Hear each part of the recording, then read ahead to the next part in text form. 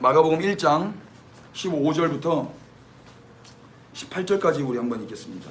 자, 하나님 말씀 읽겠습니다. 이르시되 시작. 이르시되 때가 찼고 하나님 나라가 가까이 왔으니 회개하고 복음을 믿으라 하시더라. 갈릴리 해변으로 지나가시다가 시몬과 그 형제 안드레가 바다에 금을 던지는 것을 보시니 그들은 어부라. 예수께서 이르시되 나를 따라오라. 내가 너희로 사람을 낚는 어부가 되게 하리라 하시니 곧 그물을 버려두고 따르니라. 아멘. 우리는 지금 교회가 무엇인지에 대해서 계속 배우고 있고요. 그래서 교회란 무엇인가 시리즈를 많이 했어요. 꼭 여러분 이것을 잘 들으셔서 어떤 누군가에게 교회가 무엇인지에 대해서 말씀해 주실 수 있으면 참 좋겠어요. 네. 그래서 교회는 어떤 건물 안에 우리가 갇혀 있을 수 없고 그리스도와 연합된 새로운 피조물이다. 오늘은 그 교회가 어떻게 탄생하게 됐는가로 연관 지어서 이야기할 수 있을 것 같아요. 회개라는 것을 우리가 그렇게 좀 바라봤으면 좋겠습니다. 1장 15절에 회개라는 단어가 나와요. 이 회개라는 단어 앞에 예수님께서 한두 가지 말씀을 더 하셔요. 그 제일 처음이 뭐냐면 때가 찼고 하나님의 나라가 가까이 왔으니 그러니 이제 회개하고 복음을 믿으라 그 말씀을 하시는 거예요. 때가 찼다. 그리고 하나님 나라가 가까이 왔다. 여기서 말하는 때는 하나님 나라가 가까이 온 때겠죠. 그때가 찼다. 그러면 하나님 나라가 가까이 왔을 때 회개하는 것 그리고 복음을 믿는 것 그것이 유익하기 때문에 말씀하셨겠죠. 어쩌면 그것이 가장 인생에게 시급하고 중요한 일이기 때문에 예수님이 가장 처음으로 말씀하셨을 거예요. 가장 처음. 근데 우리가 생각하는 복음과 지금 여기서 조금 당황스러운 이제 부딪힘이 있는데 예수님은 아직 십자가를 지시기 전입니다. 공생애를 이제 시작하시는 타이밍인데 예수님이 여기서 복음을 믿으라고 말씀을 하세요. 우리가 생각하는 복음에 대한 개념은 십자가 이유 아닙니까? 너는 죄인이고 그래서 죄의 삭은 사망이기 때문에 죄의 문제가 해결돼야 되는데 이 죄의 문제를 해결하시기 위해서 예수님이 십자가에서 죄가 되어 죽으셨다. 너가 이것을 믿고 그분을 영접하면 이 복음을 듣고 네가 영접하면 너는 이제 새로운 사람으로 하나님의 자녀가 되는 권세를 얻게 된다. 예수님을 믿을래? 이 복음을 받아들일래? 이렇게 우리가 알고 있잖아요. 그러니까 복음을 우리가 이해하고 또 전한다고 했을 때 십자가 이유를 이야기한단 말입니다. 그런데 지금 마가복음 1장 15절에 따르면 복음을 믿으라고 말씀하신 게 십자가 이전이란 말이에요. 십자가 지기 전이에요. 그러니까 복음이라는 그 내용 안에는 십자가도 당연히 핵심적으로 포함되지만 그게 전부는 아니구나라는 것을 알게 되는 거죠. 그리고 이 당시에 이렇게 말씀을 하셨다면 복음이 무엇인지 이 이야기를 듣는 유대인들은 알았을 거예요. 그러니까 우리가 좀 복음을 어떤 협의적인 십자가로만 이해하지 않기를 바라고요. 그래서 구약과 신약 안에서 통전적으로 복음을 이해할 수 있었으면 좋겠습니다. 그것은 조금 더 시간이 오늘 하기는 조금 시간이 많이 걸 것 같고 아무튼 복음을 믿어야 되고요. 그 복음은 십자가 이전부터 있었던 복음인데 그 복음을 믿는 겁니다. 그 복음을. 근데 그 복음을 믿으라 말씀하시기 전에 말씀하신 게 뭐냐면 회개하고 해요. 회개하고. 오늘 그 회개를 좀 선포할 예정입니다. 방송 따라오세요. 카메라 안 따라오네요. 회개잖아요. 회개를 여기가 지금 마가복음인데 이제 한문 잘 모르는데요. 이게 회자입니다. 아시죠? 그리고 그걸 문자 써가지고 이게 괴자예요. 이게 리우칠회인가 그렇고요. 이게 고칠개, 네, 그렇죠. 개선할 때 이게 회개입니다. 회개라고 번역을 한 거예요. 지금 카메라 제대로 따라가도 지금 제 목이 거의 안 나오고 있어요. 지금 좀 카메라 좀 그러지 않고 이러면 소리가 또 안 들리더라고. 이렇게 해서 이렇게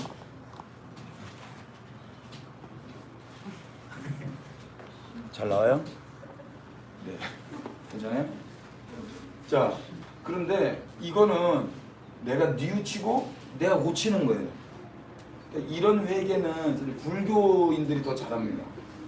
불교인들이 아침마다 4시에 일어나서 승려들이 머리를 삭발합니다. 그게 이 회개의 어떤 일환이에요. 그 마음을 정리하고 몸을 정리하고 깨끗하게 씻어내고 밀어버리는 거죠. 뉘우치고 고치는 것입니다. 다시 자라났던 것들을 다시 밀어버리는 거예요. 매일매일 하는 거죠. 삭발은 매일매일 합니다. 매일매일. 참회하는 거예요. 참회. 그런데 오늘 우리 기독교의 회개가 과연 이런 것인가? 이런 것인가? 사실 이 말은 이제 이건 한문인데 한문을 한자로 우리가 이렇게 표현하는 건데 이것이 헬라 말로 쓰면요 메타노이아가 돼요. 메타가 이게 헬라어거든요. 메타는 함께라는 뜻이에요. 제가 여러분 아무도 안 적네요. 네. 제가 여러분 헬라어 히브리어를 가르쳐주고 죽고 싶다 이런 생각이 들었어요. 그래서 여러분이 성경을 읽을 때 요즘에는요 제가 그 카톡에 올려드렸죠. 헬라어 성경, 히브리어 성경. 헬라어 히브리어를 여러분들이 읽으실 수 있으면 프로그램만 돌아가면 여러분 원어 성경 다 읽을 수 있어요. 그러면은 여러분들 2단 안 빠져요. 그래서 목사가 할 일이 많이 있는데 그 중에 하나는 설교하는 것도 중요한 거지만 설교가 아니라 성경을 바로 읽을 수 있도록 도와줘야 되겠다. 그러려면 히브리어 헬라어를 가르쳐주면 되겠다. 알파벳만 가르쳐주면은요 프로그램이 있기 때문에 여러분이 읽고 해석은 거기서 다 해줘요. 그렇기 때문에 다 하실 수 있어요. 히브리어 헬라어 여러분 꼭 배우시기를 바랍니다. 근데 메타 뜻이 뭐라고요? 예, 노이아가요 노에오에서 온 건데 노에오 뜻이 뭐냐면은요 알다라는 뜻에서 온 거예요. 그러니까 함께 알다 이 두 단어의 합성어가 메타노이아예요. 그러면 이거를 우리는 회개라고 번역을 했단 말입니다. 연관성이 있어 보입니까? 함께 하는 것이 회개라는 것과 무슨 연관성이 있겠어요? 이 노에오를 그래서 더 들어가 보면 이 말씀이 어디에서 유래가 됐냐면은요 누스라는 단어에서 누스라는 단어가 유래예요. 누스가 뭐냐면은 마음이란 뜻이에요. 마음. 근데 이거는 어디서 왔냐면은요 기노스코에서 왔어요. 기노스코가 뜻이 뭐냐면 이것도 알다란 뜻이에요. 깨달아 아는 거예요. 그러니까 이것이 어떤 의미가 있는 것 같은데 연구를 해보니까요. 그러니까 아는 건 그냥 지식적으로 아는 게 아니라 마음으로 아는 게 진짜 아는 거예요. 그게 마음으로 알아야 되는데요. 그것이 진짜 아는 것이 되는 거예요. 근데 이게 나만 아는 게 아니라 함께 아는 거예요. 함께 아는 거. 그래서 한 마음이 될 때 진짜 알게 돼요. 이해돼요? 남자가 여자를 알 때 한 마음이 되면 알게 된다고. 우리가 서로가 한 마음이 되면 서로가 알게 돼요. 굳이 이야기하지 않아도. 그래서 이것을요 한문으로 말하면요 회심이라고 이야기할 수 있어요. 회심은 이게 돌이킬 회거든요. 돌아올 회. 이게 마음심이죠. 그러니까 마음이 돌아오는 거예요. 어떻게 보면은 내가 뉘우치는 게 아니라 집 나갔던 마음이 돌아오게 되는 거예요. 그래서 함께 알아버리게 되는 거예요. 누구와 함께? 하나님과 함께 알아버리게 되는 거예요. 하나님의 마음을 이제 알아채게 되는 거예요. 왜 그렇습니까? 우리가 하나님의 마음을 소유했기 때문인 거예요. 우리가 돈 주고 산 거 아닙니다. 그분이 우리 안에 들어와 사심으로 우리가 그분의 마음을 소유하게 된 거예요. 아멘 하십시다. 이 은혜입니다. 그러니까 우리가 뉘우치고 우리의 삶을 고치고 개선해서 우리가 더 선하고 깨끗한 삶을 사는 것이 아니라 그분의 은혜가 임하자 우리가 그분과 함께하지 않았습니다. 메타하지 않았어요. 근데 우리는 우리가 아는 또 우리가 알고자 하는 것들을 알기 위해서 노력했고 또 그 알미 나의 힘이 되어서 살았었잖아요. 그것이 나의 마음이에요. 내가 알고 있는 그것이. 그 마음대로 움직이는 거거든요. 이 지식대로 움직였어요. 그런데 이제는 그분이 오셔서 함께 한 마음으로 함께 알아버렸어요. 한 성령 안에서. 그게 회개란 말이에요. 이게 어떻게 인간이 할 수 있겠습니까? 이게 간단해요. 여러분 회개는 그래서 한문으로 쓴다고 그러면은 우리가 스스로 기도하고 눈물 흘리고 무릎 꿇고 작정하고 금식해가지고 우리를 고쳐나가는 게 아니고 고쳐나가는 게 아니고 우리의 마음이 하나님과 분리되었던 마음이 그 하나님에 의해서 돌아오면서 회복되는 거예요. 그래서 회개는 능동적이라기 하기보다도 수동적입니다. 모든 것은 다 수동적이에요. 이것이 신비한 수동성입니다. 신비한 수동성. 여러분 우리의 삶 가운데 능동적으로 할 수 있는 게 그렇게 많지 않다는 거 인정하시길 바랍니다. 우리가 아침에 일어나는 것 자체가 능동적으로 일어나야지 해서 일어났다라고 저는 이제 고백할 수가 없어요. 만약에 제가 제 의지와 노력으로 일어났다 그러면 제일 처음 눈 뜨자마자 저는 저를 칭찬해야 됩니다. 그런데 이제 예수님이 제 삶에 찾아오고 나서는 이 모든 것이 주님의 은혜였다라고밖에 고백이 안 돼요. 그래서 아침에 일어날 때 뭐라고 이야기합니까, 여러분? 일어나셨을 때 아유 하나님 감사합니다. 오늘도 저를 깨워주셨네요. 그리고 오늘도 이렇게 변함없는 이 환경 가운데서 눈뜨게 하셨네요. 여러분 이게 엄청난 신비한 수동성 가운데 있는 은혜인 걸 아시죠? 그리스도인들만 이렇게 고백해요. 그래서 그리스도인들은 그래서 제일 아침에 눈 뜨자마자 주님께로 나아가는 것입니다. 나를 깨우신 그분 앞으로 나아가는 거지 내가 스스로 또 오늘을 회개하고 고치기 위해서 그 골방으로 가는 게 아니에요. 불교인들은 그 하나님이 없기 때문에 나 스스로 하나님 되어서 살아야 되기 때문에 내가 내 머리를 밀어야 됩니다. 중이 제 머리 깎습니다, 여러분. 그 이유는 자기 삶을 살아내야 되거든요. 이대로는 안 되기 때문에 고치고 뉘우쳐야 돼요. 그래서 눈 뜨자마자 내 삶이 내가 주인이기 때문에 주체적으로 내가 오늘을 잘 살기 위해서 골방으로 들어가서 기도하는 거예요. 참회의 기도를 아침부터 가부좌를 틀고 참선을 하는 것입니다. 그러나 그리스도인들은 이 모든 것이 하나님의 은혜라고 고백하면서 그분 앞으로 나아가는 거예요. 여러분 새벽에 가장 먼저 주님 앞에 나아가는 자들이 그리스도인입니다. 눈 뜨자마자 새벽 기도하라는 말이 아니에요. 새벽에 교회 나가는 소리가 아니고 주님 앞으로 나아가라는 이야기를 하는 거예요. 코로나가 계속 진행되면 여러분 어떻게 하실 겁니까? 새벽 예배 못 드리는데 새벽 기도 못 나가는데 그런 차원이 아니란 말입니다. 내 마음을 돌이키신 그분이 무소부지하시고 그분이 어디나 계십니다. 그래서 그렇다고 여러분들이 교회를 가지 않아도 된다라고 정당화시킬 수는 없습니다. 여러분들이 예배당을 찾지 않는 것에 대한 합리화를 시키라고 제가 말씀드리는 게 아니고 우리 하나님 앞에 나아가는 그 자유를 말씀드리는 거예요. 하나님은 이 온 세상 가운데 거하심을 믿습니다. 그래서 어디나 계시는 무소부재하신 주님을 신뢰하고 인정하시면서 눈 뜨자마자 그분 앞으로 나아가서 고백하는 거예요. 오늘도 나에게 생활 주신 하나님을 찬양하는 것입니다. 주님이 기뻐하실 거라고 믿습니다. 우리 집 애들 보니까요. 눈 뜨자마자 엄마 아빠 찾아가요. 눈 뜨자마자. 여러분 동물 키워보셨어요?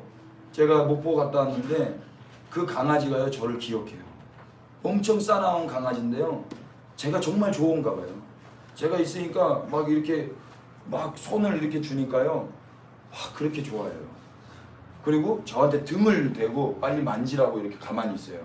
빨리 만져 이렇게 계속 만지고 왔어요. 마지막에 오는데 정말 눈이요 슬퍼 보여요. 내가 가는 걸 아는 거예요. 그럼 뭐 지 목이 아픈데 사슬에 매어져 있는 그 목이 막 지가 아파도 막 매달려가지고 막 오려고 하는 거예요. 여러분 그 간절함을 저는 그 강아지를 통해서 봤거든요. 우리가 주님을 향한 그 간절함이 피차 있으시기를 축복합니다. 그 주님의 은혜를 받은 자는 그게 있는 거예요.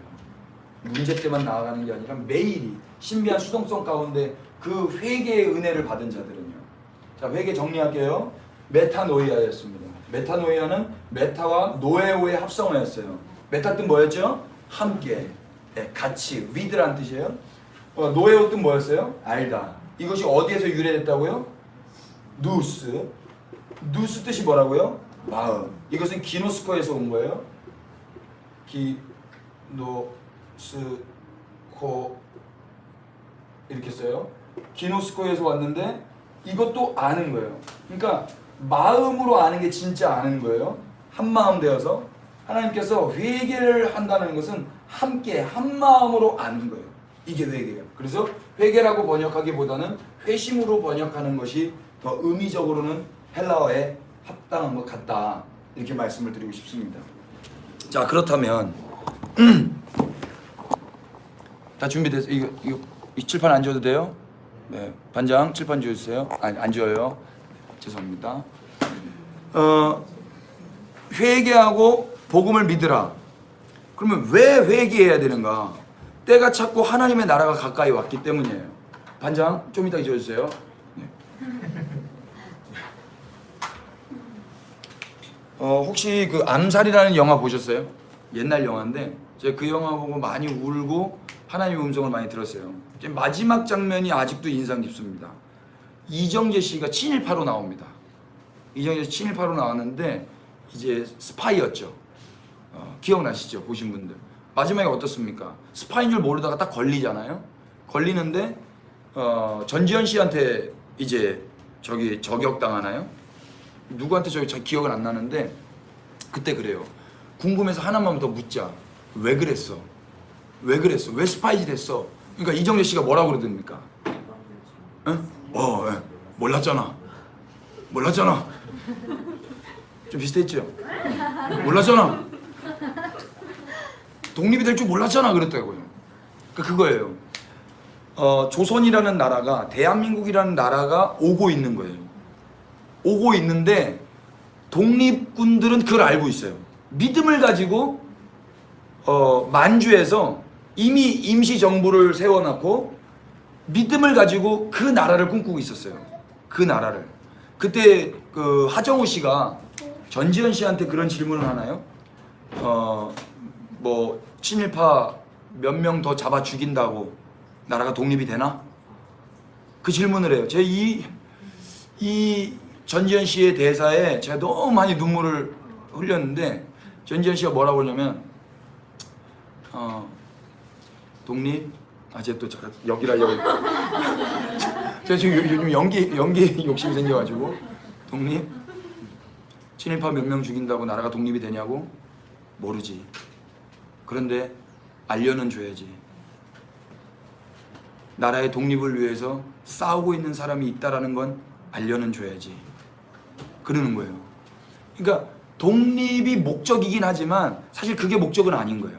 그냥 내 때 아니더라도 내 후대 때의 나라가 독립이 된다 할지라도 나는 그냥 여기에서 그 나라를 소망하면서 나라가 반드시 회복될 거라는 믿음을 가지고 산다라는 그거 하나만으로도 그냥 충분한 거예요. 그러니까 우리 때에 보지 못한다 할지라도 그 믿음을 가지고 대한민국은 조선은 독립된다. 그러니까 오늘 그 현장에서 그 독립군의 마음으로 살아가는 거예요. 독립군의 마음으로. 그때 어떤 누군가는 나라를 팔아먹고 거기서 자기의 이윤을 챙기면서 안정된 삶을 살죠. 그게 이정재 씨입니다. 그런데 결국에는 나라가 독립됐을 때 그 사람 저격당합니다. 근데 그의 마지막 대사가 뭐였다고요? 몰랐잖아. 나라가 독립될 줄 몰랐잖아. 그것이 어쩌면 하나님 나라를 소망하는 자들의 어떤 그 마지막 그림인 것 같아요. 어떤 누군가는 그 나라가 언제 올지는 몰라요. 그 때와 시는 모르지만 그 나라를 소망하며 오늘도 내가 있는 그 현장 가운데서 그 나라를 위해서 살아가는 거예요. 하나님 나라와 그분의 의를 구하면서 사는 것입니다. 우리의 모든 직업과 하나님 주신 재능들을 다 통해서. 그런데 어떤 누군가는 그 하나님의 이름을 빌려가지고 자기의 이윤을 챙겨 먹어요. 그러면서 내 나라를 더 확장시키려고 살아가요. 내 나라, 지금 내가 여기서 누리는 그 안정감을 더 확장시키기 위해서 하나님의 이름을 빌려서 사용해 나간단 말입니다. 그런데 주님 나라가 와버렸어요. 주님 나라가 오면 그 사람은 저격당합니다. 저격당해요. 지금 이 회개가 그런 맥락 안에서 이해하면은 좀 이해가 빠를 것 같아요. 하나님 나라가 가까이 오고 있어요. 때가 찼어요. 그러면 이제 우리의 마음이 메타노이아가 돼야 돼요. 그분과 마음이 같아. 그 나라, 하나님 나라와 한 마음이 되어야 된단 말입니다. 하나님 나라의 왕과 한 마음이 되어야 되는 거예요. 한 마음. 근데 이것은 인간이 할 수가 없어요. 인간이. 이 이야기를 또 해야 되겠네요. 우리가 막 그 가게를 알아보러 다녔는데 우리 집사람이 카페를 이렇게 알아보고 이제 운전하고 가다가 어디쯤이었나? 그 신림동인가? 그쪽을 가는데요. 차 안에서 그런 이야기 하더라고요. 알바가 하는 카페와 사장님이 하는 카페는 다르다. 장사 자체가 알바가 하는 데는 장사가 안 되고 사장님이 계신 곳이 잘 된다. 그러더라고요. 그래서 제가 그 말 딱 듣자마자 그거 복음과 율법인데? 제가 그랬어요. 그랬더니 우리 집사람이 알아듣는 것처럼 이러더라고요. 알아들었어? 그러니까 못 알아들었대요. 근데 왜 알아듣는 척 했냐고 제가 그랬는데 그래서 제가 다시 설명을 해드렸죠. 혹시 여러분 좀 감이 오십니까? 알바가 있는 카페와 사장님이 계시는 카페가 다른 것이 어떻게 복음과 율법의 관계냐. 만약 우리 아들이 있는데요. 저희 몇 번, 한두 번 제가 설교 때 했는데 우리 아들이 스타벅스에서 알바를 해요. 알바를 하는데 이 아들이 해야 될 일이 너무 많은 거야. 9시까지 출근인데 8시까지 출근을 해야 돼. 1시간 먼저 일찍 출근해서 청소 다 해놓고 유리창 다 닦아야 되고 에어컨 청소해야 되고 레시피 다시 정리해야 되고 손님들 오면 90도 인사해야 되고 대걸레 다 빨아놔야 되고 해야 될 일이 너무 많은 거예요. 그런데 어느 날은 첫날은 했어. 근데 둘째 날, 셋째 날부터 이게 잘 안 되는 거예요. 너무 많아가지고 감당이 안 되는 거예요. 점장님이 와가지고 이제 지적을 하는 거죠. 매니저가 와서 너 왜 이거 못했니? 이건 또 왜 누락됐니? 죄송합니다. 하겠습니다. 몇 번 이게 반복되다 보니까 얘가 점장님 눈치만 보는 거예요. 점장님이 있을 때는 하고 없을 때는 또 못하고 또 의지적으로도 오늘 컨디션 좋을 때는 막 하려고 했는데 어떨 때는 또 이게 안 되는 거예요. 될 때도 있고 안 될 때도 있고. 그러다가 점장한테 하루 걸린 거야. 그래서 엄청 깨졌어요. 너 왜 그러니? 내가 몇 번 이야기하니? 응? 그럼 막 이렇게 구사리를 받고 있는데 제가 지나가다가 그걸 본 거예요. 그래서 제 전 재산을 팔아서 스타벅스를 사버린 거야. 할렐루야. 좀 그런 일이 좀 있었으면 좋겠습니다. 한 100억 정도 되는 건데 100억에 스타벅스를 사가지고 우리 아들에게 등기부등본 해가 딱 줘버렸어요. 아들 이제 네 거야. 할렐루야죠. 그럼 이제 내 거 됐으니까 출근 시간도 이제 내 맘대로 해도 되고 청소도 이제 내 맘대로 해도 되고 손님들 와도 이제 내 거니까 내가 사장이니까 인사 안 해도 되고 그럴 수 있겠네요. 아니요. 그럴 수가 없어요. 내 것이 되었기 때문에 이제는요 마음을 쏟아 할 수밖에 없어요. 마음을 쏟아서 오히려 하지 말라는 것까지 하게 돼요. 하지 말라는 것. 여러분 이게 복음과 율법의 차이예요. 율법은 아무리 그 리스트 이거 잘 지키면 복 줄게, 이거 잘 지키면은 너에게 선물 줄게, 이거 잘 지키면 월급 줄게, 이거 잘 지키면 너 천국 보내줄게 해도 안 되는 거예요. 안 되는 거. 그런데 이제 우리가 그 하나님 나라가 돼버렸어요. 그 주인이 돼버렸어요. 우리가 종이었는데 유업을 이을 수 없는 고아 같은 자들이었는데 하나님의 상속자들이 되었단 말입니다. 예수 그리스도 그분이 맏아들로 죽임당하시고 고난받으심으로 그 아들로 인하여서 우리도 아들의 영을 받아 아버지라 부르게 되면서 하나님을 아버지라 부르게 된 거예요. 하나님을 아버지라 부른다는 말은 그분의 상속자 자녀가 된 거예요. 이 자녀가 되는 일 가운데 우리가 한 일은 1도 없습니다. 아멘 합시다. 우리 아들이 스타벅스를 얻는 데 있어서 그가 한 일은 아무것도 없어요. 내가 내 전 재산 팔아서 준 거예요. 내가 내 전 재산 팔아서. 그렇게 은혜로 이 등기부등본을 자기가 그 주인이 되고 사장이 됐다고 한다면은요, 마음을 쏟아서 과거에 하지 못하던 것, 인간이 연약하여 하지 못하던 것들이 이제 되어지는 것들을 경험하게 되는 거예요. 오히려 율법이 그 전에는요, 나를 이렇게 잡아먹고 나를 이렇게 죽이는, 나를 삼키는 거였지만은요, 이제는 율법이 오히려 은혜의 도구가 돼요. 과거의 점장님은 내가 눈치 봐야 될 사람이지만 지금의 점장님은 내가 물어봐야 될 사람이 되는 거예요. 점장님, 이거 에어컨 어디다가 수리해야 돼요? 점장님, 유리는 어떤 글라스 이거 닦는 걸로 닦아야 더 잘 닦여요? 점장님이 눈치 보고 슬슬 피해야 되는 존재가 아니라 오히려 점장님을 찾아다니면서 이 나라를, 이 지금 은혜로 받은 이것을 더 극대화시키는데 이분이 쓰임받는단 말입니다. 그래서 복음 가운데 예수 그리스도의 십자가로 은혜 구원을 받은 자들은요, 하나님의 말씀을 율법이라 할지라도 그것이 더 우리에게 유익해지는 거예요. 아멘이 되셔요? 그 전에는 이것이 우리를 죽이고 우리의 발목을 잡고 이대로 살지 못해서 괴로웠고, 그래서 어떤 날은 지키고, 지킬 때는 내가 의로워지고, 지키지 못했을 때는 또 괴롭고, 그래서 지켰을 때는 내 의로 살 내가, 지키지 못했을 때는 또 회개한단 말입니다. 그런 회개가 아니란 말이에요. 그런 회개. 그것이 결국에 무엇입니까? 내가 회개하려는 동기 자체가 한 마음을 사지 못했다라는 거예요. 한 마음은 우리가 노력해서 사지는 거 아닙니다. 그분이 그분의 마음을 버리셔서, 그분의 마음을, 자기를 부인하셔서 죽임 당하시고 우리에게 다시 그 마음을 선물해 주시는 거예요. 새 마음을 주시는 거예요. 새 마음. 이것이 그리스도의 마음입니다. 너희는 그리스도의 마음을 품으라 그러죠. 그리스도의 마음. 그리스도의 마음이 무엇입니까? 빌립보서 2장 한번 보실래요? 그 유명한 말씀. 아멘 형제가 없으니까 조금 심심하네. 아멘 형제가 있다고 생각하고 좀 누가 좀 코스프레 좀 해주세요. 2장 5절. 혹시 이 방송을 아멘 형제가 보신다면 제가 많이 그립다고 좀 말씀드리고 싶습니다. 5절 한번 다 같이 읽겠습니다. 시작. 너희 안에 이 마음을 품으라. 곧 그리스도 예수의 마음이니. 예. 그리스도 예수의 마음을 품으래요. 이거 명령이죠. 이게 무엇입니까? 그는 근본 하나님의 본체시나 하나님과 동등됨을 취할 것으로 여기지 아니하셨습니다. 그래서 오히려 자기를 비워서 종의 형체를 가지셨고 사람과 같이 되셨습니다. 그리고 사람의 모양으로 나타나셔서 자기를 낮추시고 죽기까지 복종하셔서 십자가에서 죽임 당하셨습니다.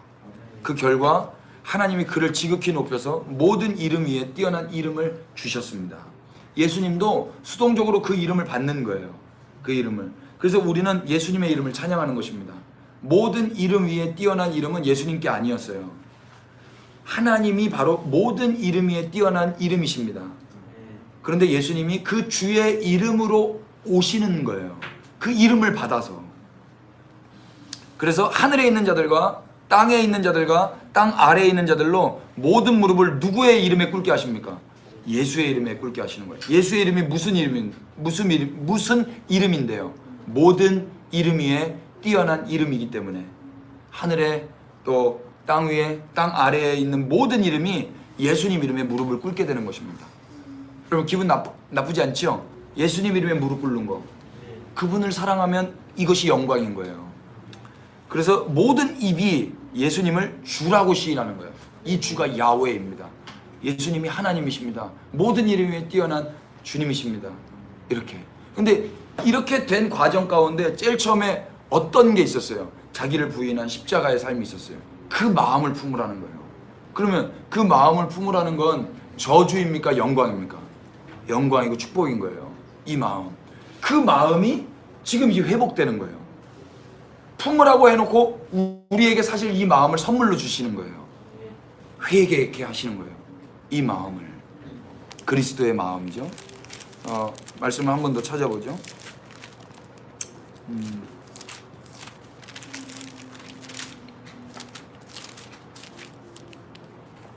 누가복음 15장을 보십시오. 누가복음 15장에 이제 메타노이아라는 단어가 나와요.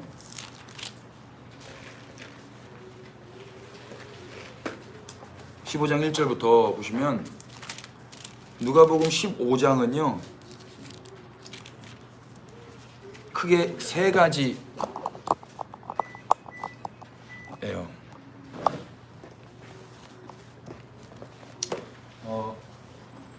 유명한 비유가 세 가지가 나오는데 비유 메타포인데 이거 비유예요. 뭔가를 설명하기 위한 비유입니다. 비유로 말하면 여러분 이해가 쉽잖아요. 제가 조금 전에 스타벅스 비유를 들은 것처럼 비유를 세 가지로 이야기하시는데 첫 번째가 뭐냐면요 잃어버린 양이죠. 두 번째는 무엇입니까? 잃어버린 드라크마입니다. 세 번째는 무엇입니까? 잃어버린 아들입니다. 소위 탕자죠.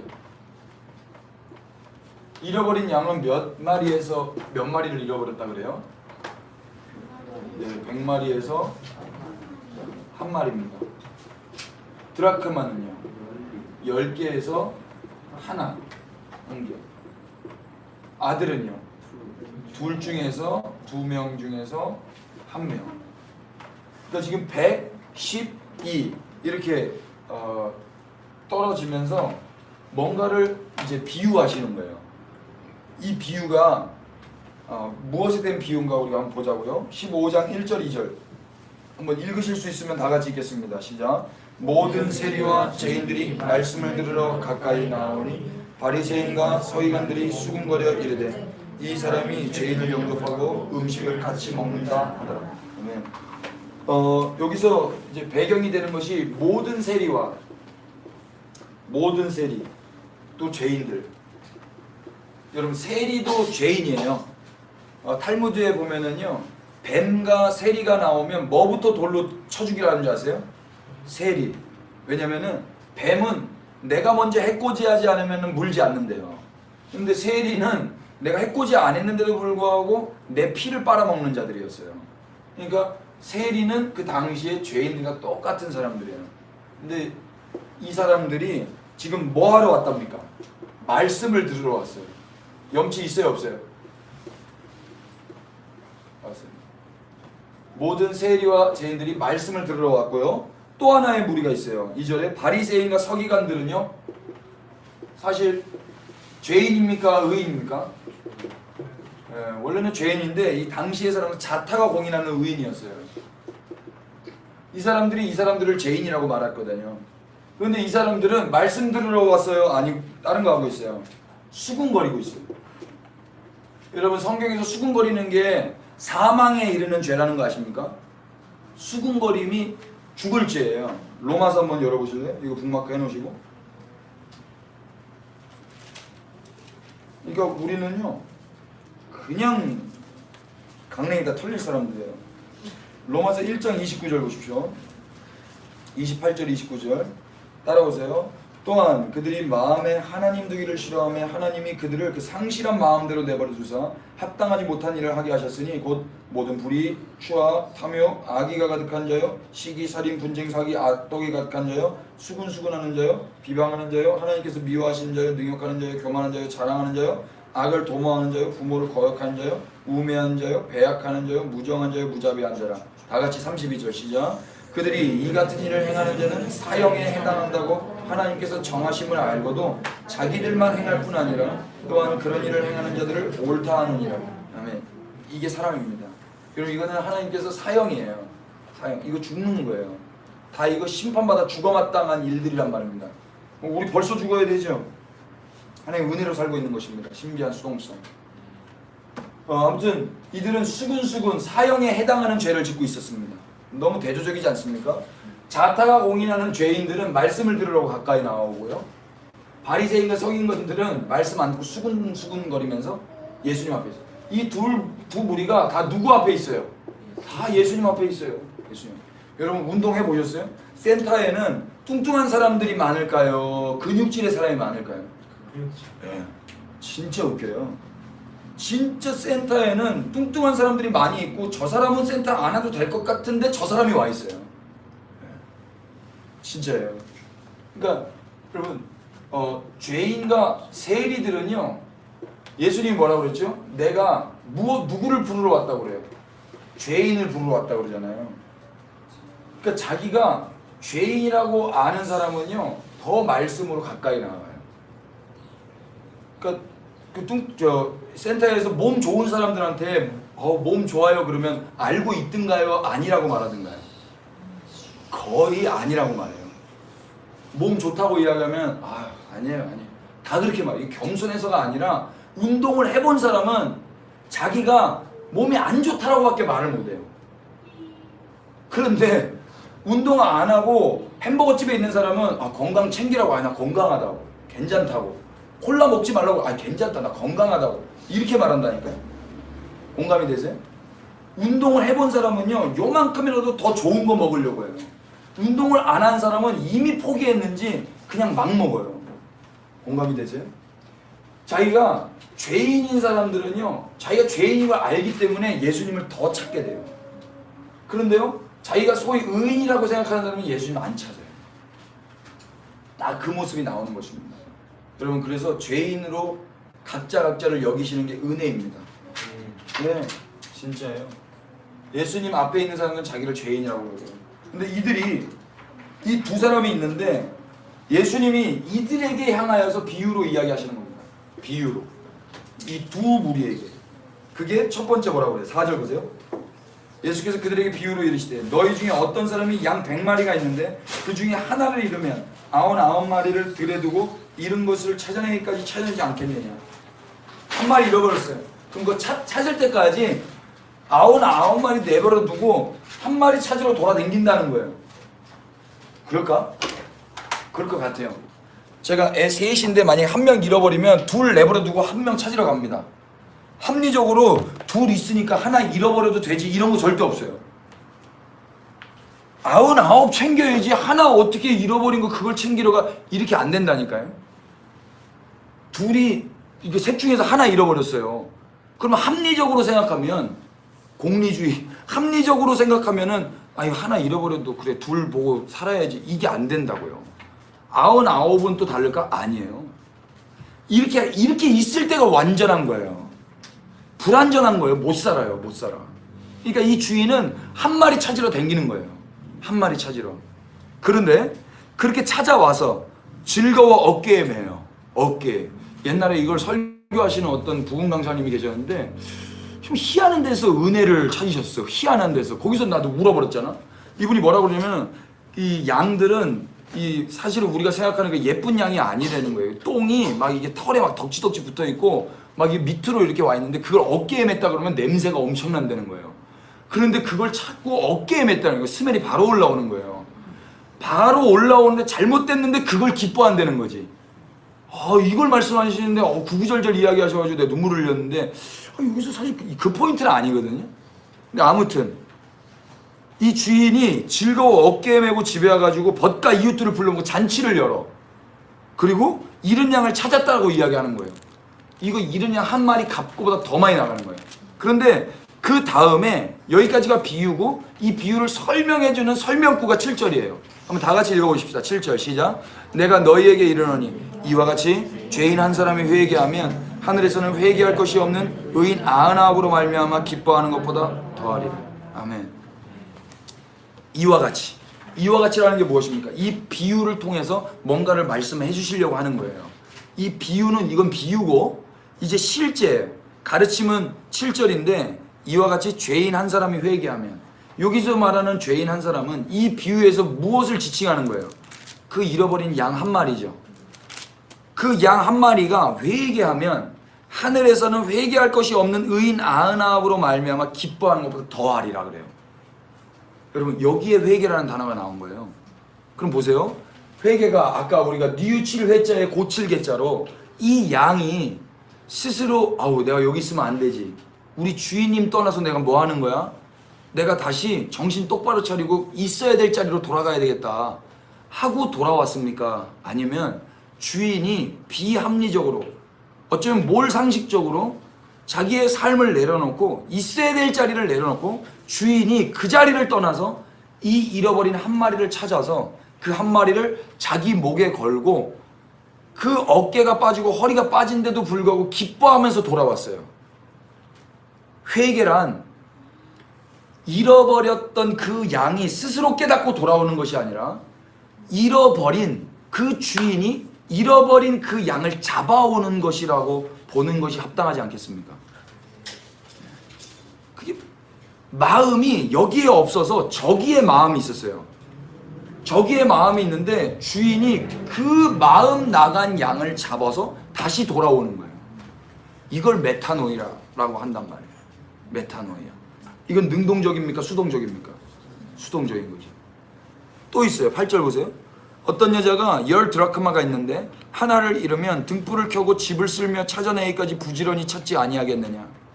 또 찾아낸즉 벗과 이웃을 불러 모으고 말하되 나와 함께 즐기자. 잃은 드라크마를 찾아내었노라 하리라. 똑같아요. 여기까지가 이제 비유예요. 여기까지가. 이번에는 동전이 10개에 들어있는 드라크마예요. 근데 이거를 하나를 잃어버렸어요. 하나를 잃어서 등불을 켜고 집을 쓸며 찾는 거예요. 부지런히 찾았어요. 온 집안을 다 찾았어요. 근데 결국 찾았어. 찾아서 또 이웃 불러놓고 즐기고 있는 거야. 그러면서 잃은 드라크마를 내가 찾았다. 이제 10절에 이제 설명을 해요. 다 같이 읽으십시다. 내가 시작. 내가 너희에게 이르는 이와 같이 죄인 한 사람이 회개하면 하나님의 사자들 앞에 기쁨이 됩니다. 아멘. 이와 같이라는 접속사가 무엇을 의미합니까? 예, 이것이 결과 하나님께서 가르쳐주고 싶으신 그것이 무엇인지에 대해서 설명을 하잖아요. 죄인 한 사람이 회개하면, 여기서 말하는 죄인은 무엇과 비유한 것입니까? 잃어버린 동전 한 입. 그 동전 하나가, 양은 그래도 이제 숨쉬고 매하고 할 수 있으니까 뭐 깨닫고 돌아온다고 생각할 수 있는, 동전은 무생물이잖아요. 무생물이 스스로 잃어버린 그 현장으로 다시 돌아올 수 없는 거잖아요. 그건 넌센스잖아요. 그게 불가능한 거예요. 불가능. 동전 스스로가 자기가 떨어져 나갔던 그 현장으로 돌아오는 것은 있을 수가 없는 일이에요. 동전이 다시 있어야 될 자리로 돌아오려면 누구의 수고가 필요한 것입니까? 주인의 수고가 필요한 거예요. 그래서 주인이 집을 부지런히 찾는 거예요. 성실. 이게 성실이에요. 이게 신실이고, 이게 충성이고, 이게 믿음이에요. 이게 피스티오라고요. 이게. 그러니까 예수님의 믿음으로, 예수님의 성실하심으로, 예수님의 부지런하심으로, 예수님의 신실하심으로 우리가 그렇게 잃어버렸던 자들이 돌아오게 된 것입니다. 그래서 그렇게 돌아온 자들은 그분과 연합되어서 그분의 마음과 한 마음이 돼요. 메타노이아가 된단 말입니다. 그분을 알게 되고, 그래서 영생을 누리게 되는 거예요. 영생이 무엇이라고 이야기합니까? 영생은 요한복음 17장 3절 보세요.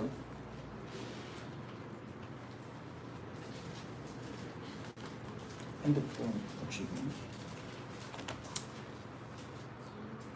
17장 3절 한번 다 같이 읽겠습니다. 영생은 시작. 영생은 곧 유일하신 참 하나님과 그가 보내신 자 예수 그리스도를 아는 것이다. 예, 이제 알게 되는 거예요. 그러면 그게 영생인 거예요. 그러니까 신천지나 다른 이단 종교인들이 뭐라고 이야기합니까? 네가 뭘 해야 영생을 얻고 제사장이 되고 천국을 간다라고 거짓말로 속이는 거예요. 우리가 뭘 한 게 아무것도 없어요. 지금 우리가 지금 예배했잖아요. 이거는 우리의 구원을 위한 예배가 아니에요. 그분을 위한 예배예요. 구원을 위한 예배라면 그건 우리를 위한 예배죠. 혹시 불교인들을 보셨습니까? 천배 만배 합니다. 만배, 천배, 삼천배, 만배. 남자도요 스쿼트 100kg 10개 못합니다.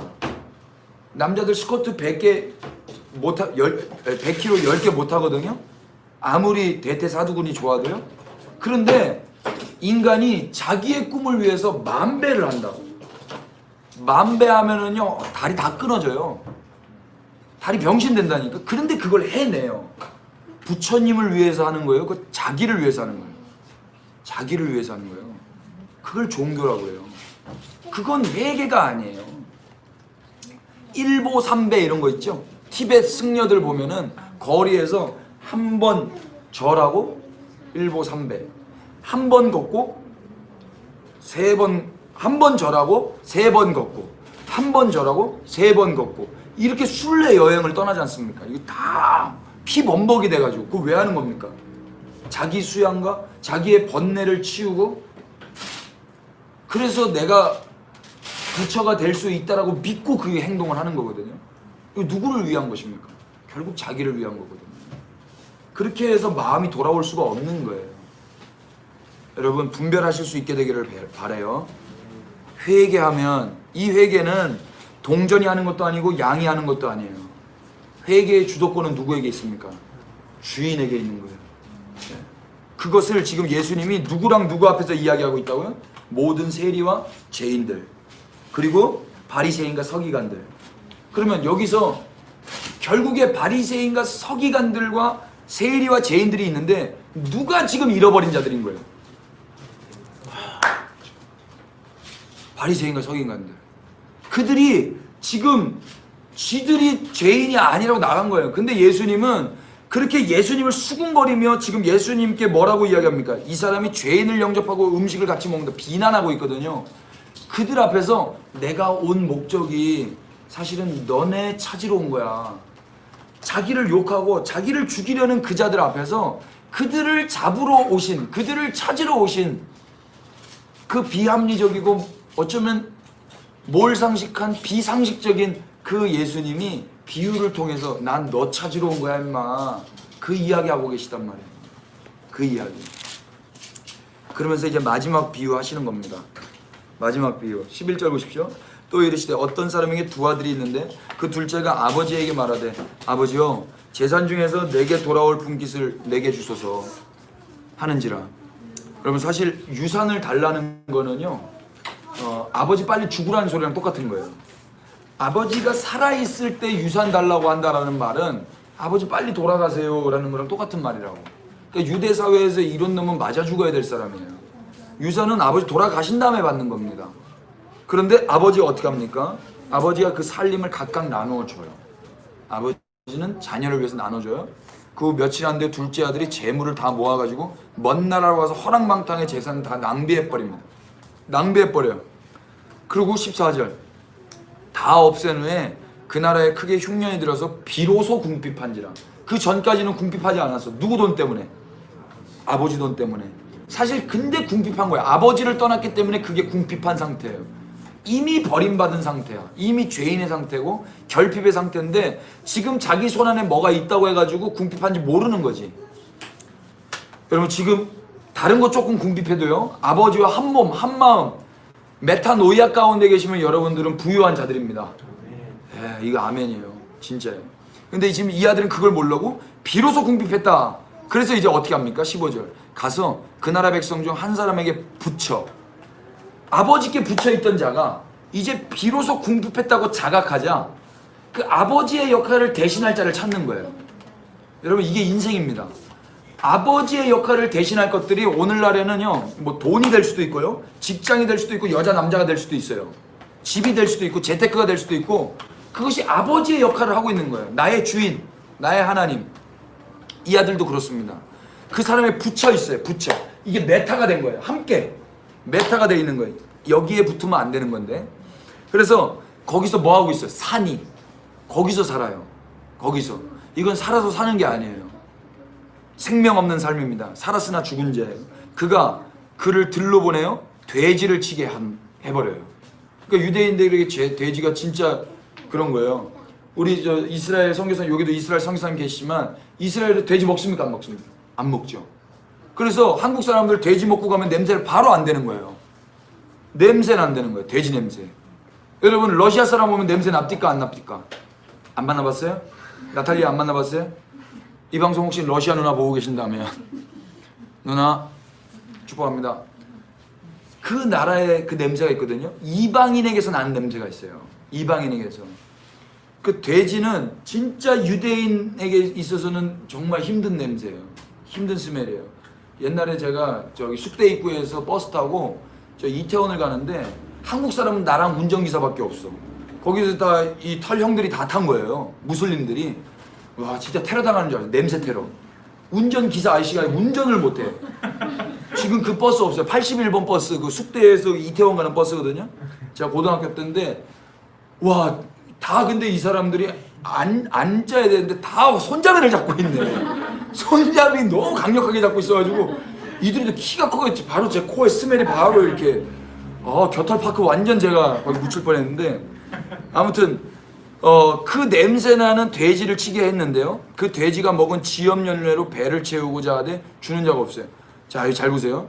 너무 먹을 게 없으니까 궁핍한 상태에서 돼지가 먹는 쥐염 열매로 배를 채우려고 그랬어요.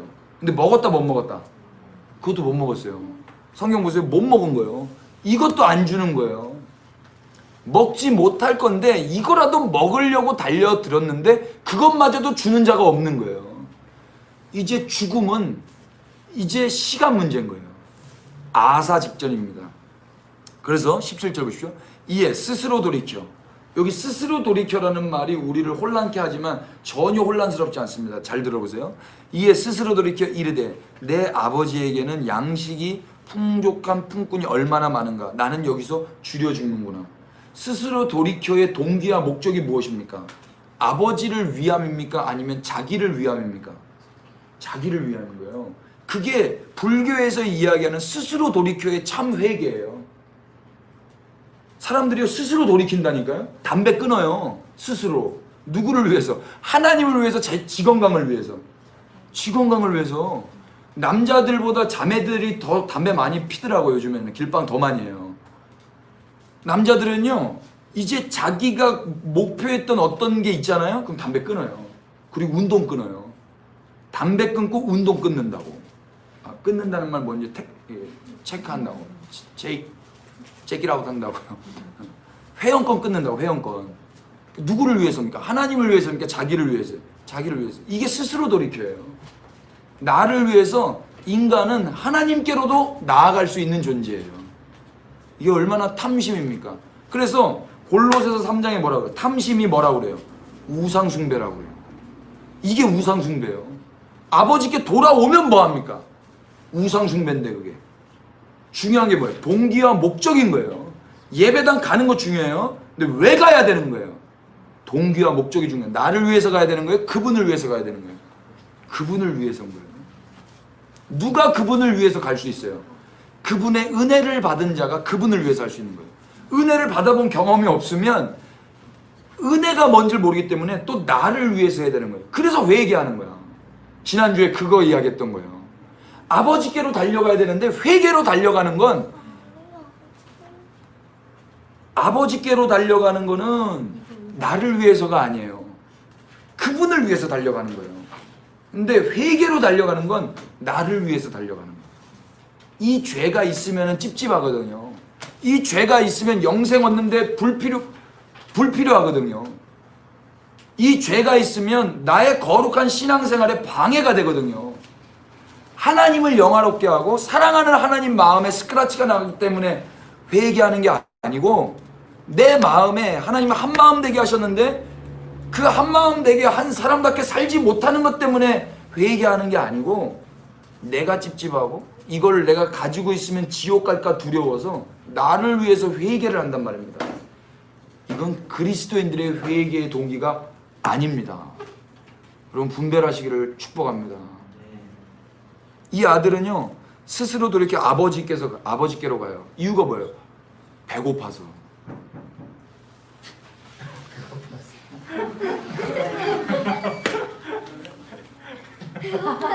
혹시 전화했나요? 정원자매?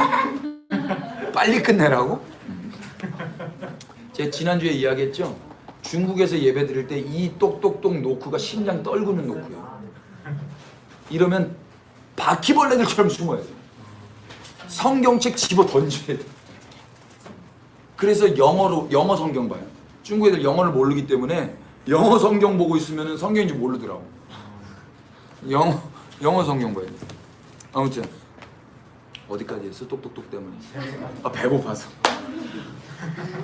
배고파서 돌아간 거예요. 그게요. 이제 좀만 더 해도 돼요? 정원자매 없으니까 좀만 더 하시죠. 우리 룻기 한번 보세요. 룻기 1장. 사사기 룻기.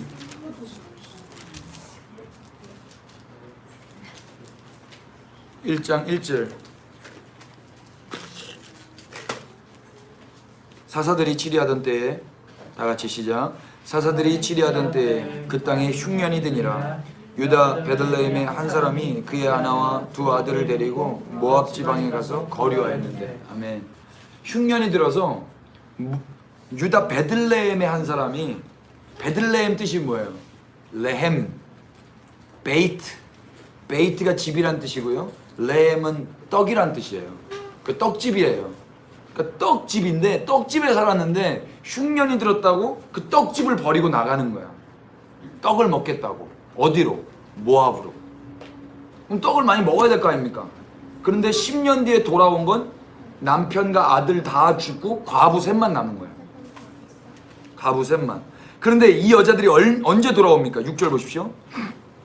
그 여인이 모압 지방에서 여호와께서 자기 백성을 돌보시사 그들에게 양식을 주셨다 함을 듣고 이에 두 며느리와 함께 일어난 모압 지방에서 돌아오려 하여.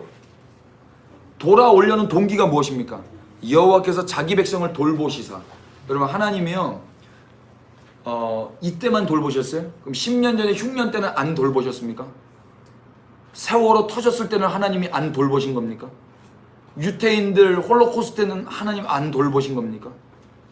이스라엘 백성들 이 광야에서는 하나님 안 돌보신 겁니까? 여러분 삶 가운데, 제 삶 가운데 좀 힘들고 어려운 일 있잖아요. 그때는 하나님이 안 돌보시는 겁니까? 우리의 개인의 삶 가운데 흉년이 찾아왔을 때 그때는 하나님이 안 돌보셨기 때문에 흉년이 찾아온 것입니까? 아니잖아요. 근데 내가 주인이 돼서, 내가 기준이 돼서 사는 인생들은요, 내가 배고프고 내가 힘들면 하나님이 날 안 돌보신다고 믿는 거예요. 그런데 밥을 먹는다는 소식이 들려지니까 하나님이 돌보신다고 들리는 거예요. 오해하지 마십시다. 그래서 이들이 모압 지방에서 다시 그 떡집으로 돌아가는 동기가 뭐예요? 양식을 주셨다 함을 듣고예요. 양식을 주셨다 함을 듣고. 양식 안 주셨다 함을 들었다면 안 돌아가지. 그럼 이거 누구를 위해서 돌아가는 거예요? 나를 위해 돌아가는 거죠. 나를 위해서. 이게 바른 동기입니까? 잘못된 동기입니까? 잘못된 동기예요. 그런데 이 나오미는 계속해서 지가 잘못된 동기로 살고 있으면서도 21절 보십시오. 내가 풍족하게 나갔더니 여호와께서 내게 비어 돌아오게 하셨느니라. 여호와께서 비어 돌아오게 한 게 아니고 지가 그냥 비어 간 거예요. 여호와께서 나를 징벌하셨고, 여호와께서 징벌하신 게 아니라 지가 지무덤한 거예요. 전능자가 나를 괴롭게 하셨고 지가 스스로 괴롭게 된 거예요. 여러분, 하나님을 이때는 끄집어내면 안 되는 거예요. 하나님은 언제나 선하신 분이라고 믿으시기를 바랍니다.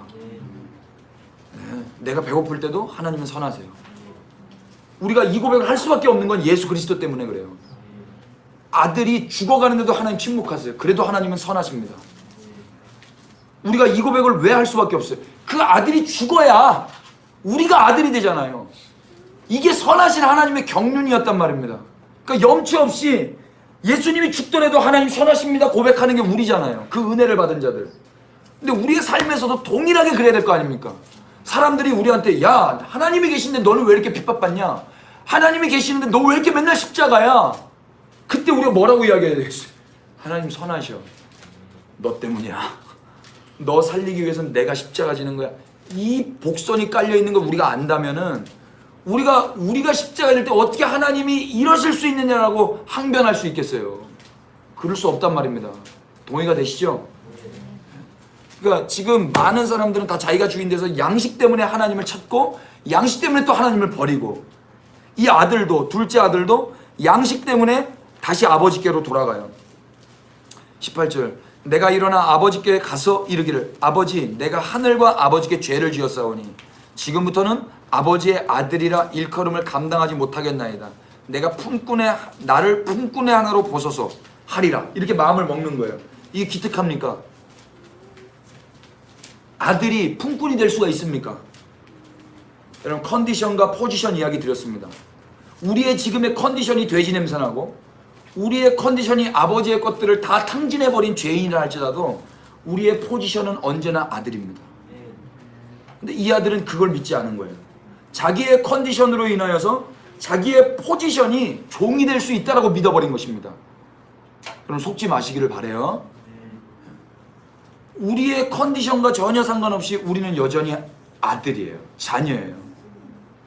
이들의 컨디션이 안 좋아도, 좀 안 좋네 지금, 여전히 제 아들, 딸인 거예요. 여러분의 컨디션 한번 보세요. 서로 한번 바라보세요. 소망이 없잖아요. 그런데 그렇다고 해서 우리의 위치가, 우리의 포지션이 달라질 수 있습니까? 없는 거예요.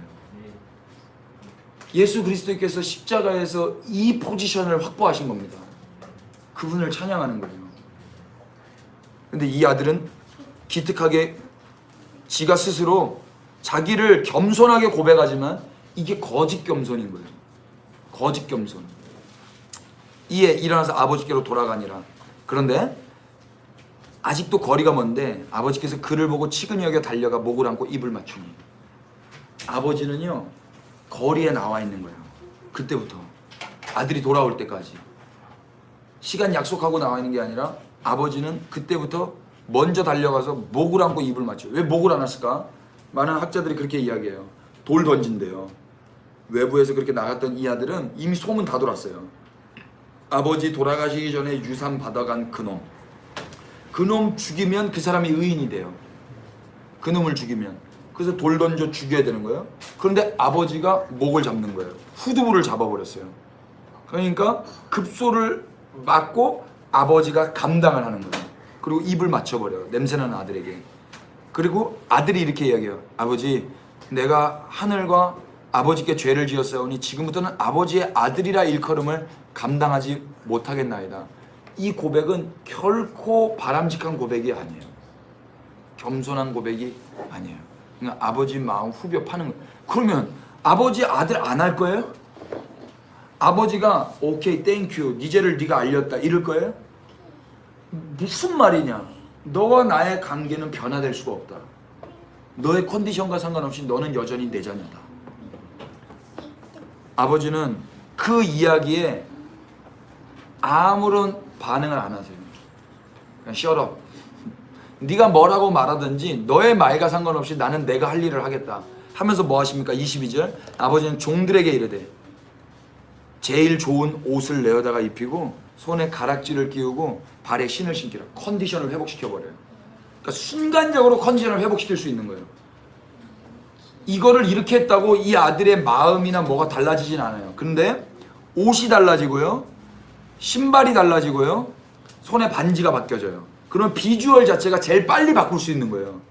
누가 보더라도 멀리서 바라보더라도 쟤는 아버지에게서 집 떠나서 병신이 아니라 잘못된 사람이 아니라 회복된 사람으로 보여줄 수 있는 거예요. 표면적으로. 그래 놓고 그 아버지가 데리고 살면서 이제 온전하게 바꿔나가시는 거예요. 여러분 거듭나게 해놓고 성장시키는 거예요. 태어나야 성장이라는 게 있는 거예요. 순서는 뭐예요? 믿음이 먼저예요? 거듭남이 먼저예요? 거듭남이 먼저예요. 자, 믿어서 거듭나는 거예요? 거듭난 자가 이제 믿게 되는 거예요. 거듭난 자가 믿게 되는 거예요. 믿어서 거듭난다면 거듭남은요 무조건이 아니라 조건이에요. 거듭남은 은혜가 아니라 인간의 행위로 말미암은 열매인 거예요. 거듭남은 은혜입니다. 얘네가요 태어난 다음에 믿음이라는 게 들어가요. 귀가 없는데 어떻게 말씀을 듣고, 믿음은 들음에서 말미암는데 태어나야 귀가 있을 거 아닙니까? 이 땅에 나와야 말을 계속 들을 거 아닙니까? 이 말을 들으면 계속 자라는 거예요. 그래서 십자가로 이미 태어나게 해놓고 거듭나게 해놓고 물과 피를 쏟고 우리를 낳으시고 그 다음에 우리를 자라나게 하시는 것처럼 이미 옷부터 갈아입혀 놓고 신발부터 씻겨놓고 반지 껴놓고 누가 보더라도 아들의 비주얼처럼 만들어 놓고 그 다음부터 아버지가 끼고 아들을 성장시켜 나가시는 거예요. 종과 아들이 완전 다르죠. 종으로서 살려고 그랬는데 종은 일하고 있어요. 근데 아들은 아버지와 함께 있어요. 종은 뭐 하고 있어요? 이 옷을 입혀주는 자예요. 신발 가져오는 자예요. 반지 끼워주는 자예요. 살찐 송아지 잡는 자예요. 내 아들이 죽었다가 다시 살아났다. 죽은 자가 다시 살아나는 거예요. 아버지의 마음이 없던 자가 아버지의 마음을 다시 받은 거예요. 누구에 의해서? 아버지에 의해서. 잃었다가 다시 얻었노라 하니 그들이 즐거워하더라. 이게 비유예요. 이게. 이때 마다들이 같이 축복하던 셈내하던가요? 셈내하죠. 셈내요. 여러분 진짜 그래요. 이렇게 한 사람 죄인이 돌아오잖아요. 사람 안 받아요. 그게 교회입니까? 술 먹다가 온 사람도 교회 와야 됩니다. 예. 담배 피던 사람도 교회 와야 됩니다. 신천지에 갔던 사람도 교회 와야 됩니다. 누구든지 와야 돼요. 누구든지. 그게 몸이에요. 한 몸이라고. 그래서 메타노이아가 되는 거예요. 회개. 여러분 회개 왜 하는 거야? 나 혼자 천국 가려고 회개 엄청 열심히 하죠. 이 사람 어떻게 되든 상관없어. 나라도 천국 가야 되니까 회개한다고. 그런 회개 아니란 말입니다. 한 마음이 돼야 되는데 너는 그냥 신천지에서 거기 죽어. 그냥 넌 지옥 가. 어휴 저 지옥 갈 사람들. 넌 맨날 술집에서 술만 먹고 있어. 그게 무슨 회개입니까? 아비의 마음이 있다면 어떻게 하겠어요? 바로 나가서 기다리고 있어야죠. 주인의 마음이 있다면, 아버지와 한 마음 되어서 내가 주인 됐다면, 스타벅스를 받았다면, 집을 다 들어서라도 잃어버린 한 드라크마 부지런히 찾아야 되는 거 아닙니까? 그 아버지와 목자의 그 한 마음이 됐다면 그 목자가 내가 된 거예요. 이제 그 목자와 하나가 된 거예요. 유일한 선한 목자 되시는 예수 그리스도, 그분과 한 몸이 되었다면, 그래서 교회로 새 창조물로 거듭났다면 우리도 잃어버린 한 사람이 돌아오기 위해서 찾으러 다녀야 될 거 아닙니까? 그가 회개하라고, 너 회개해 임마, 회개해, 이게 아니라 그를 잡아오는 게 회개가 되는 거란 말이에요. 그럼 교회의 역할이 뭐예요? 교회의 역할이, 교회란 무엇입니까? 예수님의 역할을 하는 거 아닙니까? 예수님의 역할. 이걸 왜 자꾸 기뻐했다로 끝나요? 예수님 마태복음 4장을 한번 열어보십시오.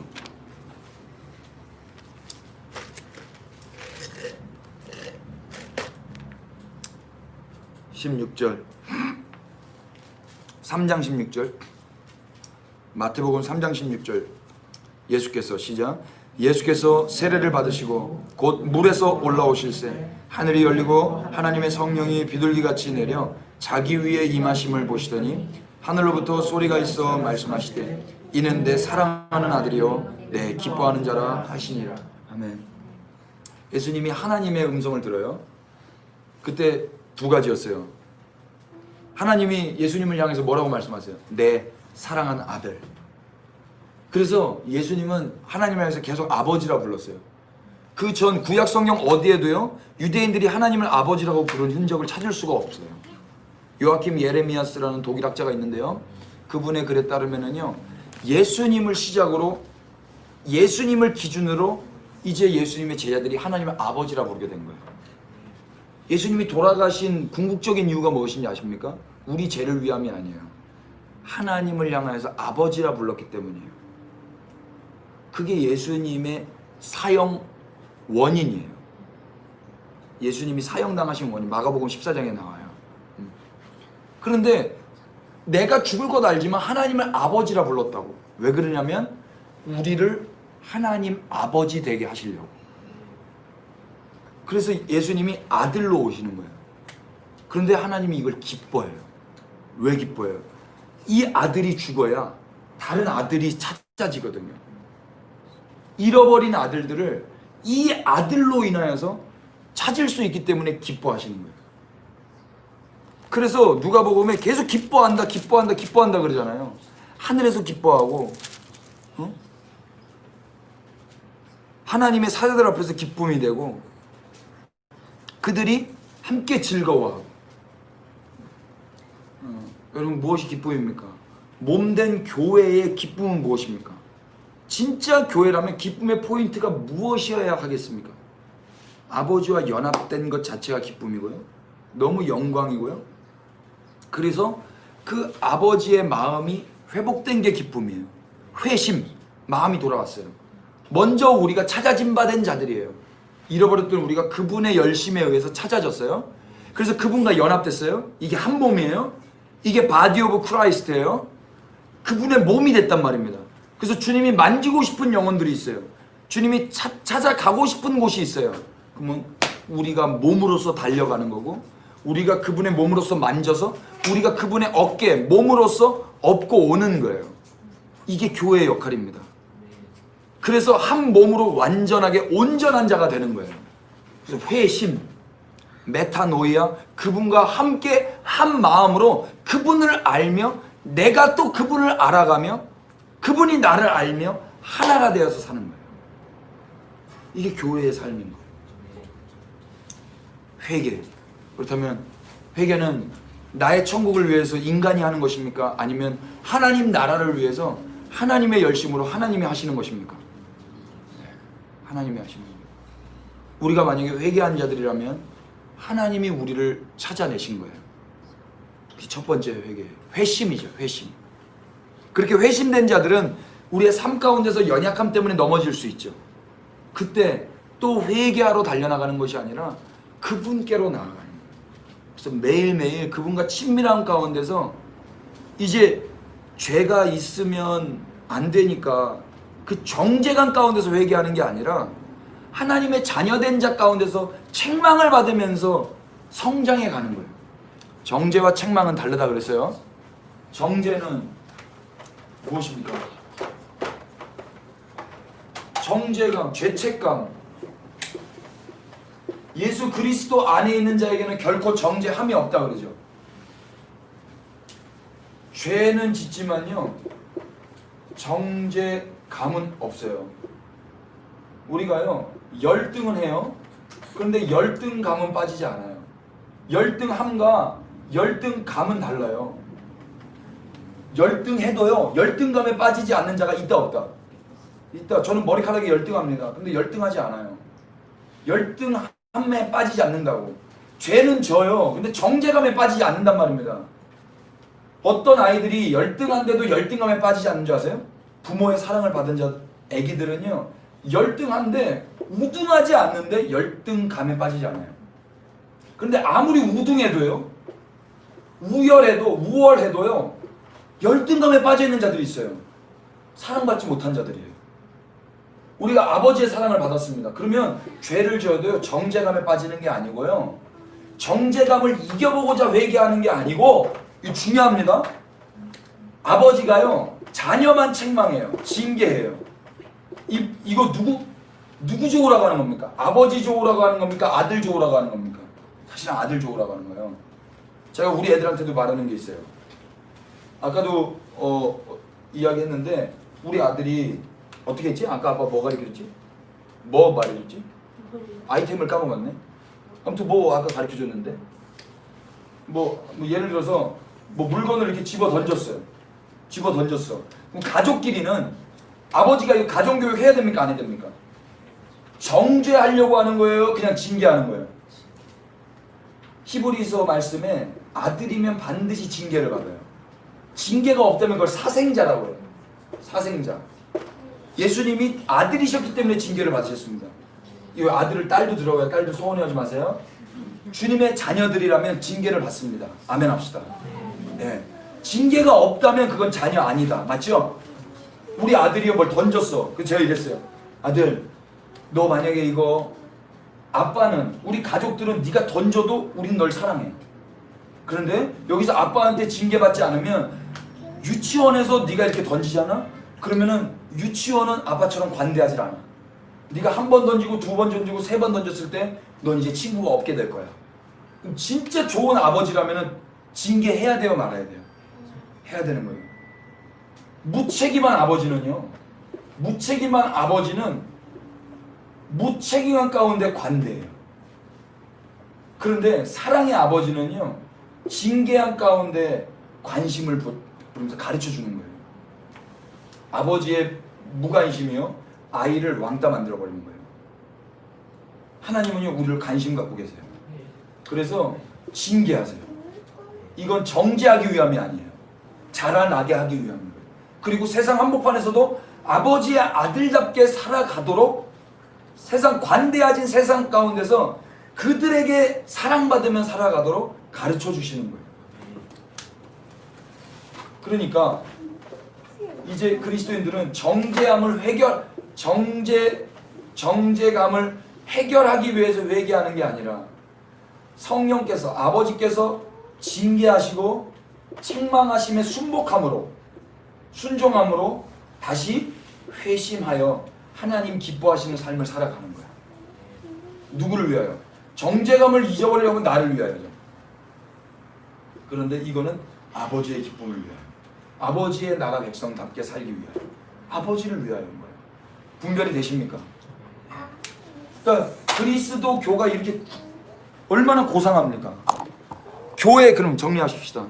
교회는 왜 회개해야 됩니까? 교회는 왜 모여서 회개해야 됩니까? 천국 가려고?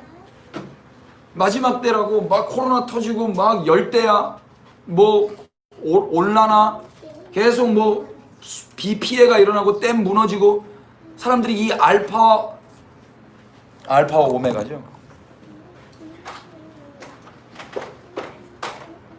히브리어 헬라어 여러분 수업 이제 내년 1월에 수강을 열어야 되겠다. 알파와 오메가잖아요. 예수님이 알파와 오메가죠. 예수님이 이 시작과 마침입니다. 처음과 나중입니다. 그렇다면 이 두 개 같은 거잖아요. 지금의 이런 오메가의 말세의 징조 뭐예요? 뭐 전쟁, 뭐 기근, 지진, 뭐 자연재해 많잖아요. 이것 때문에 회개하려는 거야. 그것도 회개하는 사람이 있어. 목적이 무엇입니까? 그렇다고 여러분 회개하지 말라는 소리 아니에요. 분별하시란 말이에요. 그럼 뭐야? 회개하려는 게 뭐야? 이 오메가 때에 일어날 일 때문에 회개한다면 알파는 왜 안 무서워했어? 알파 때부터 회개했어야지. 알파와 오메가가 하나인데 이해돼요? 알파 오메가 다 예수님 아닙니까? 그러니까 예수님 때문에 회개하는 게 아니고 자기가 무서우니까 회개한다고. 오메가 일어난 징조들을 보면서 이거 죽겠네, 진짜 지옥이 있겠네, 이러다가 지옥 가면 어떡하지? 이래서. 그런데 지 안에 예수님이 없잖아요. 그게 지옥의 상태 아닙니까?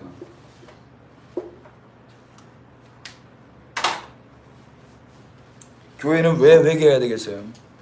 교회는 그 몸을 만들기 위함인 거예요. 저기도 몸이 있네요, 주님. 제가 갈까요? 누가 갈까요?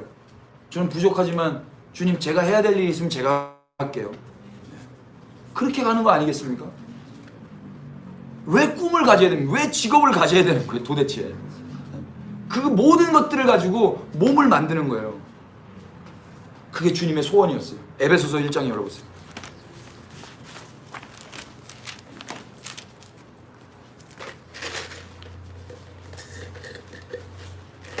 7절. 이제 바로 끝내겠습니다, 여러분. 에베소 1장 7절 다 같이 읽으십시다. 우리는 시작. 우리는 그리스도 안에서 그의 은혜의 풍성을 따라 그의 피로 말미암아 속량 곧 죄사함을 받았느니라. 아멘. 죄사함 받았다 그래요? 받을 것이다 그래요? 받았다. 누구로요? 내 회개로 인하여 아니면 그 은혜의 풍성함을 따라. 풍성함을 따라. 구원파들은 이래가지고 이제 회개하면은 구원받지 못했다 이렇게 가르쳐요. 그런 이야기가 아니에요. 그래서 이게 뭐 교회를 댕겨도 자기를 위해서 회개하는 건 불교인들이랑 똑같은 회개고, 이해돼요? 구원파처럼 자기의 구원을 보란듯이 증명해 보이기 위해서 회개 안 한다고, 센 척하려고. 회개하면 구원받지 못한 자처럼 보여지니까 회개 안 한다고. 그 사람들은 그런 게 아니에요. 회개해야 돼요. 뭐만 이해되죠? 그런데 이미 우리의 어떠함 때문이 아니라 그 은혜의 풍성함을 따라 속량 곧 죄사함을 받았어요. 이는 그가 모든 지혜와 총명을 우리에게 넘치게 하사 그 뜻의 비밀을 우리에게 알리신 것이요. 이미 그분에 의해서 회개, 죄사함을 받았어요. 왜? 그 뜻의 비밀을 우리에게 알리신 것이요. 그 기뻐하심을 따라 그리스도 안에서 때가 찬 경륜을 위하여 예정하신 것이니, 이 모든 것이 예정하신 경륜이 있는 거예요. 하나님의 섭리, 스케줄이 있다고. 열방을 경영하시려는 하나님의 마스터 플랜이 있단 말입니다. 그걸 예정하고 얘를 회개한 거야. 잃어버린 얘를 잡아온 거야. 은혜의 풍성함을 따라서 그 주인이 찾아왔어. 그 동전을 찾아왔어. 그 아버지가 그 아들을 찾아왔다고. 그게 뭐예요? 10절 다 같이 시작. 하늘에 있는 것이나 땅에 있는 것이 다 그리스도 안에서 통일되게 하려 하십니다. 아멘. 이 통일이 메타노이아예요. 한 마음 되게 하는 거예요. 하늘에 있는 하나님이나 이 땅에 있는 우리나 메타노이아, 하나가 되는 거예요. 한 마음 되게 하는 거예요. 할렐루야. 제가 말씀을 준비해놓고 되게 뿌듯했는데 여러분 별 표정이 별로 안 좋네요. 전 너무 감사하고, 하나님 제가 어떻게 이런 말씀을 전하죠? 막 이러면서 하나님 너무 영광입니다 막 이러시는데, 여러분 다 알고 있었는데 뭐 이런. 사람 반항하지 않겠습니다. 주님만 바라보겠습니다. 주님 바라봐야 되는데 제가 순간 죄송합니다. 구독자 여러분 16분 함께 하고 계십니다. 할렐루야. 아무튼 정리하겠습니다. 그래서 이제 하나가 되는, 여기 이제 이 통일이라는 말이 아나케팔라오인데요.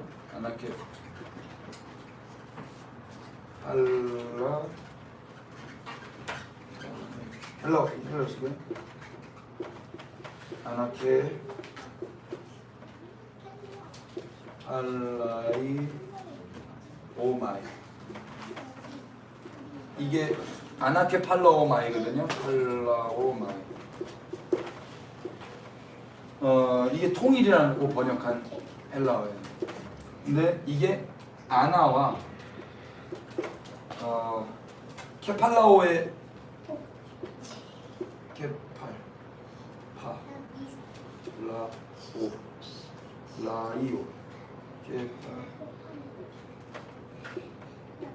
라이오의 합성어예요.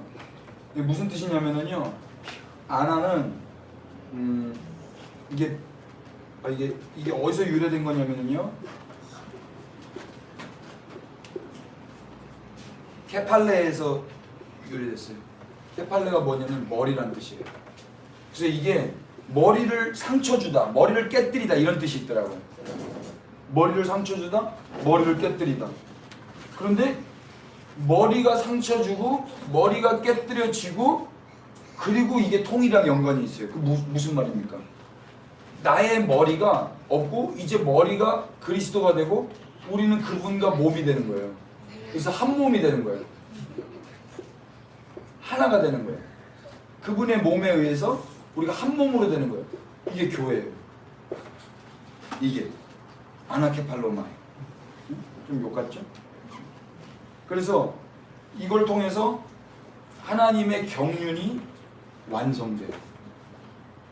하늘에 있는 것이나 땅에 있는 것이 그리스도 예수 안에서 통일되게 하는 거예요.